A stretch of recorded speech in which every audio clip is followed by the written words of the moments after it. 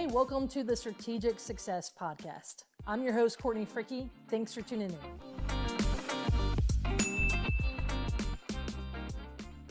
Welcome to the show. Today we got my good buddy, the door kicker, Scott Forte. I'll tell you a funny story. When we both moved to town around the same time, and a buddy of mine who was working for a mortgage company that you were with in the past, he's like, man, you need to know this Scott Forte guy. He kicks the door down for business. And I think that's like the perfect description of Scott Forte. He literally will kick the door down to get some. Let's break that down. What does that mean? Yeah. So let's let people know about Scott Forte. I think people know you as the sales guy, as the mortgage loan officer, but there's a lot more to Scott Forte than people know. I like to start with you talking about your family, because I know how important it is, your family is to you. So tell us about you and about your family. So I guess I'll start from the beginning. When I was a little kid, family-wise, I was raised in a commission-only household. My mom and dad were Tupperware distributors, so they were for 25 years. They sold Tupperware. My mom was the rainmaker. I'm exactly like my mom. She put me to work in a warehouse packing Tupperware.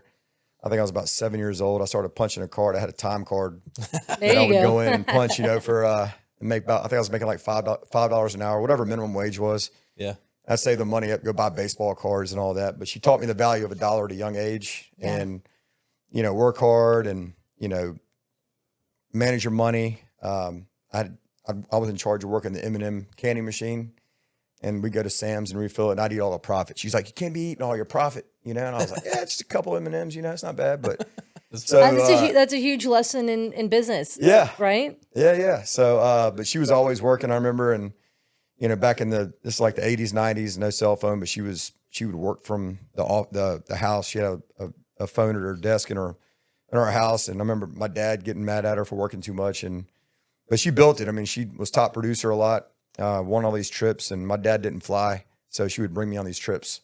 Well, so I went to Hawaii with her when I was 13. That was cool. Nice. Great trip. But yeah, so I just, I've never had a salary job, but just always been commission only. I knew I was going to go into sales. If baseball didn't work out, I played baseball in college, and I was trying to make it to the next level, but that never, worked out. But so I went into sales. I was got into mortgage at a young age, 22 years old. Wow.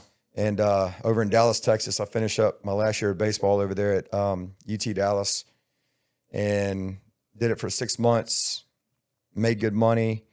Mom and dad didn't realize how good of money I was making until they got my W-2. Yeah. I said, I could pay my truck note in my apartment if you want me to. They're like, oh, no, honey, you just do you. So, I went back to school, finished up at LSU, and then 03, and then got back into mortgage in 04, and been doing it ever since. So, yeah. But what brought you in that direction from baseball into mortgage? I met a guy at a bar one night, and that's how that story I was starts. going to say, this is how good stories start. Let's go. So we were at this Pete's Dueling Piano Bar in Dallas, Texas, Howl at the Moon or something, and I was up there with a buddy, and I saw a guy getting a drink at the bar, and he had a nice watch on. It was a Breitling watch. Okay. And I was like, man, that's a cool watch. I've never seen a nice watch like that. And I was like, I want to get a watch like that one day. And anyway, so we struck up a conversation, and he said, I'll pay for your drinks all night as long as you drink Captain Morgan or Amstel Light. And I was like, I don't know what either one of those are, but is it beer? I'll take Amstel Light, So that was a Saturday night. He said, gave me his card. He said, give me a call Monday morning. I'll give you a job and hire you. So I was like, called him up. I didn't know what it was. Card was like data trace or something. I didn't know what it was doing. So I showed up at the interview, and it was less than 5 minutes. He walks out, comes back in. He's like, all right, you're hired. And I was like, what am I doing? He's like, you're going to be selling mortgages. And I said, what's a mortgage? No idea. I'm 22. I'm like, he's like, you're going to be selling Wait, home what year loans. was this again? 2002. Makes sense. Keep going. Yeah. So yeah, he's like, don't worry about it. You're going to be great. I'm going to give you a script to read from. Mm-hmm. You're going to be calling, these people are going to be calling on direct mail marketing that we send out. Mm-hmm. We're doing FHA, true streamline refinances. Okay. So we're basically transferring their current FHA loan to, I think it was Principal Residential, which is their new servicing lender, dropping their rate. Yep. Easy. Yeah. So I was doing that, started hitting my stride, kind of customizing my own way of doing things. Learned I was good at talking on the phone. building rapport with them, establishing rapport and trust and all that. And I was making like $5 to $7 grand a month. When I was 22 years old, I was like, it's a big this deal. is nice. Yeah. So do you feel like you took some licks on the first couple of phone calls and you kind of figured it out quickly and you were like learning from your own mistakes, or did they have a training program that put you through? Yeah. I really. Sounds really like you stepped into a program. Yeah. Just answering questions. The knowledge wasn't there in the beginning, but I would just, I'd stick to the script. Yeah. As long as you stick to the script, and we had like a list of rebuttals. Yep. How to handle objections, that were common questions. I kind of learned on the job. Yeah.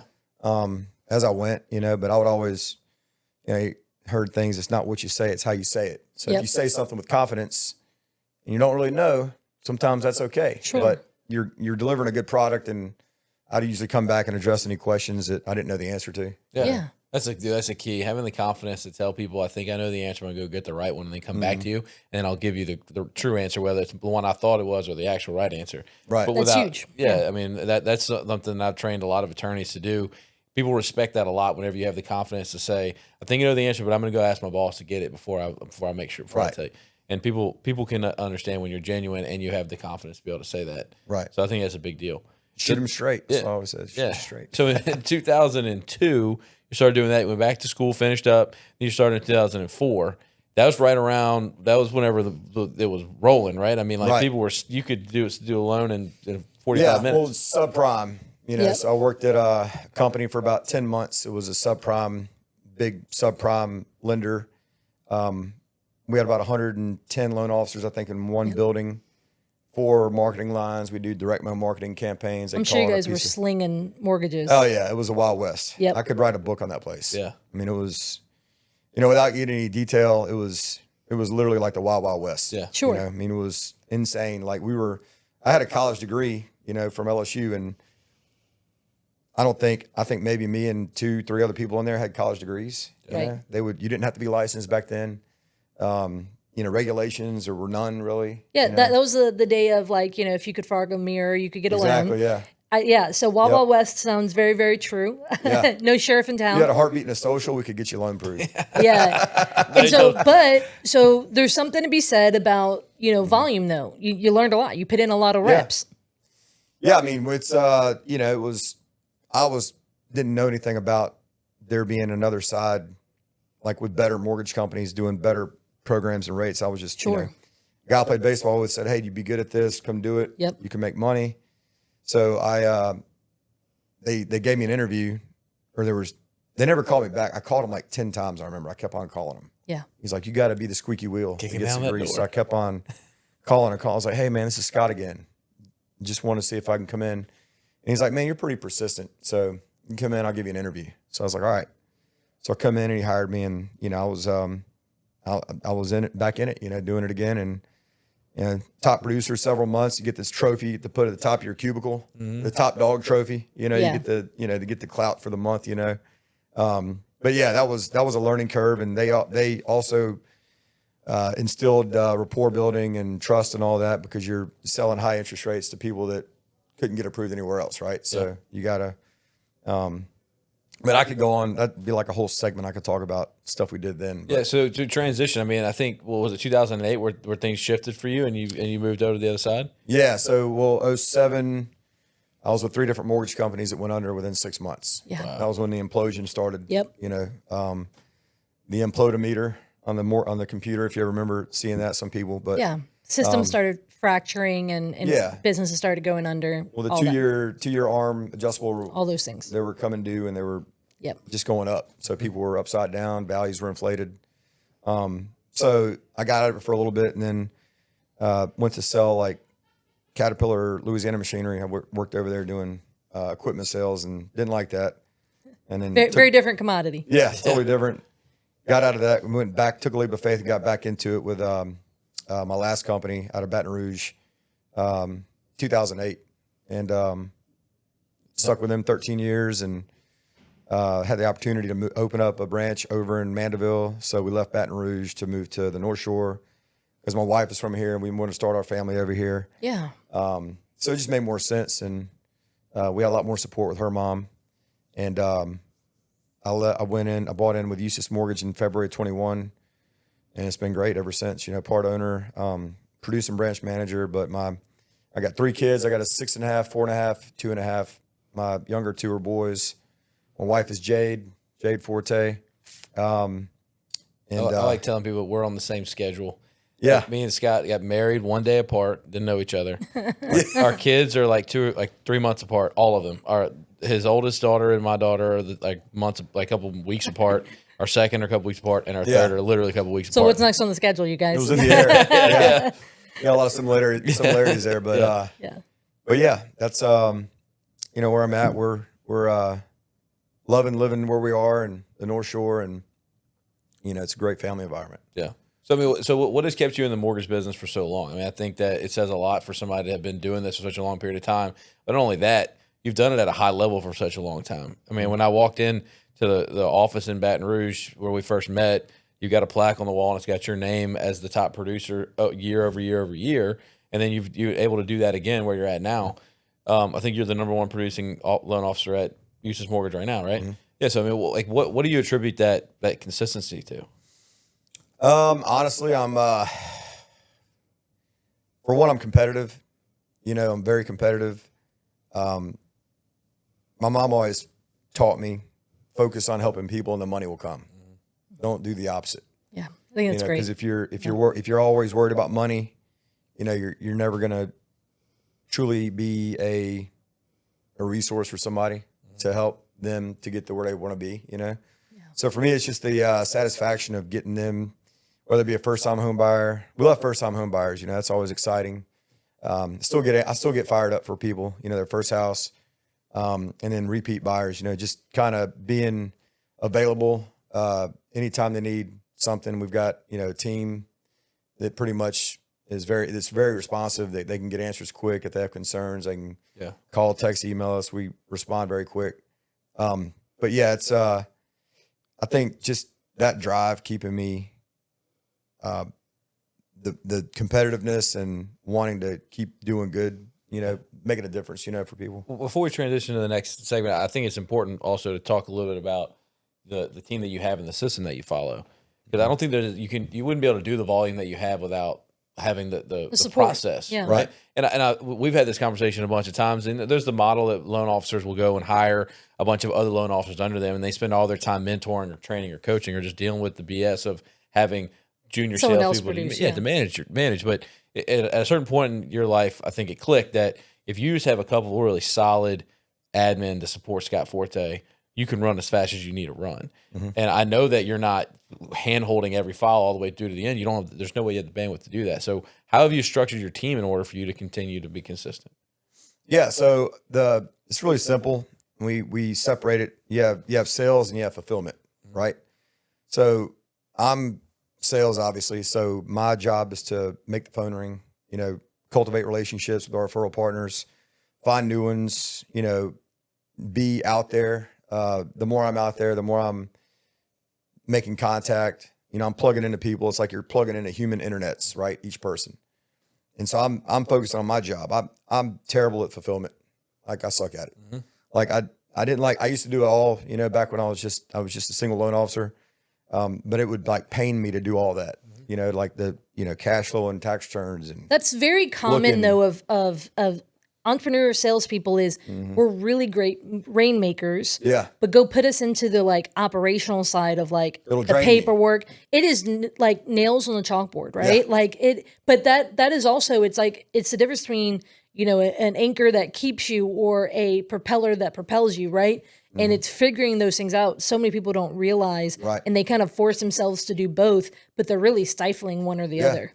Yeah. You're stunting your growth is what you're doing. Exactly. So if you've got, growing up, I remember hearing teachers say, you want to focus on your weaknesses, practice, on those. I'm like, it's really the opposite. You want to focus on your strengths and the leverage your weaknesses. Yeah. And then you have other, different personalities that are, like my loan partner, Charles, and my processor, Jennifer. They are awesome, super detail oriented. They fulfill it to the T, they're machines. And for me I could never sit there and do that all day. Mm-hmm. No. And I'm, envious of them and how they're able to do that with their brain.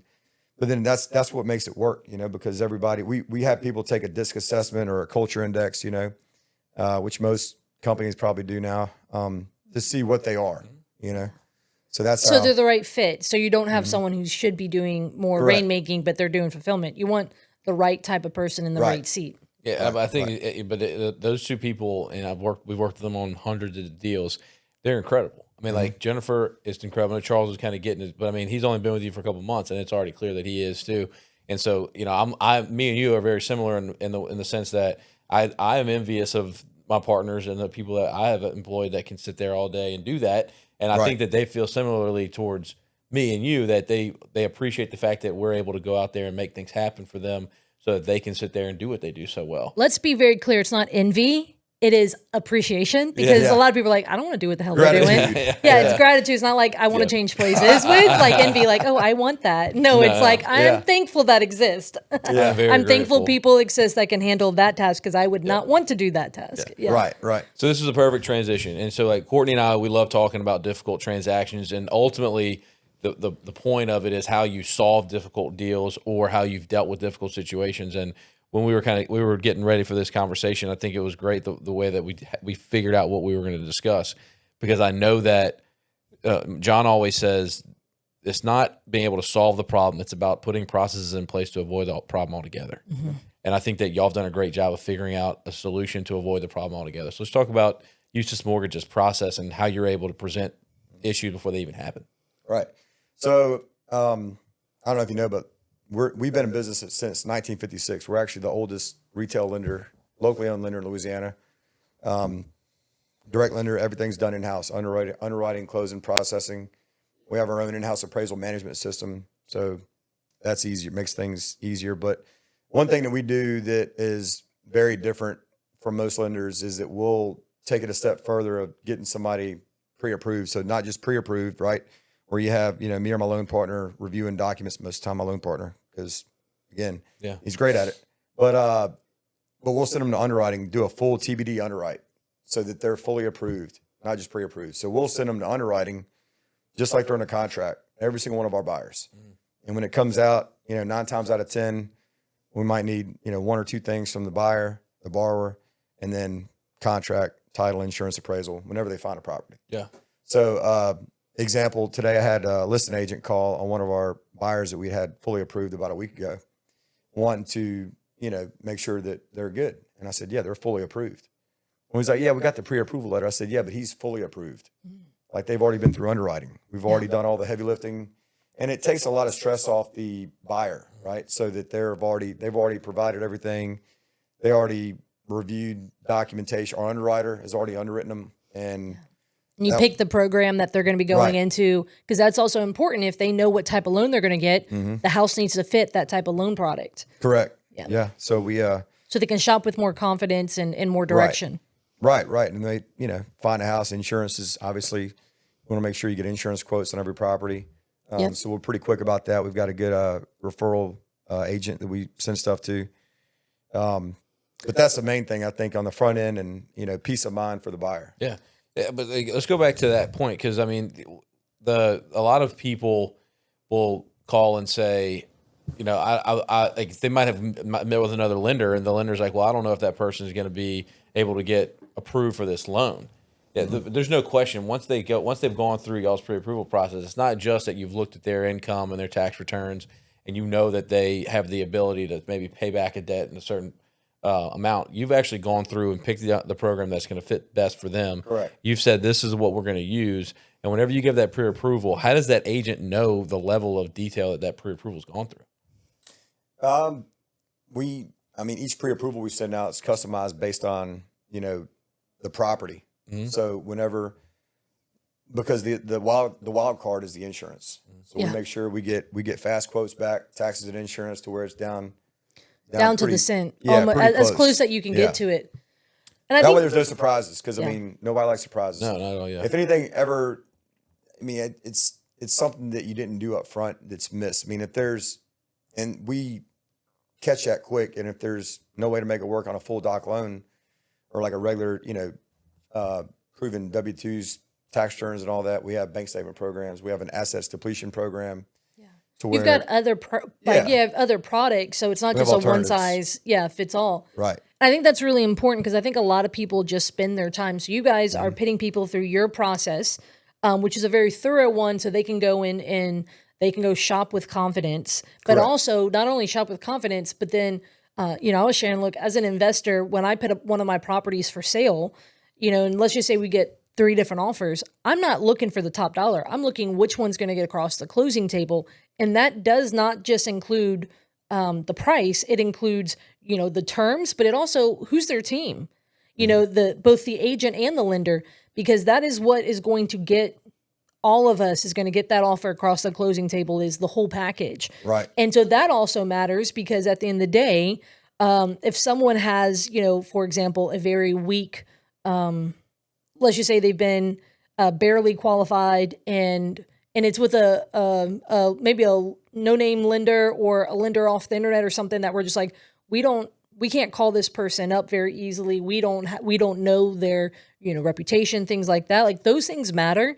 But I like how they're stepping into a very thorough process. And because I think a lot of people, they just exist to kind of like put out fires, but you're eliminating the difficult stuff by pitting them in through a proven process. Right. And then sure, some hiccups happen, but as you were saying, like with John, it was like, you're doing your best to avoid a lot of that stuff, which is what can kill deals. Yeah.